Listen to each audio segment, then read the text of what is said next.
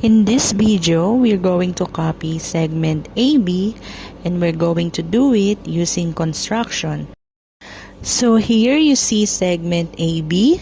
The first thing we're going to do is we're going to take a ruler and we are going to simply draw another segment that is clearly longer than our original segment.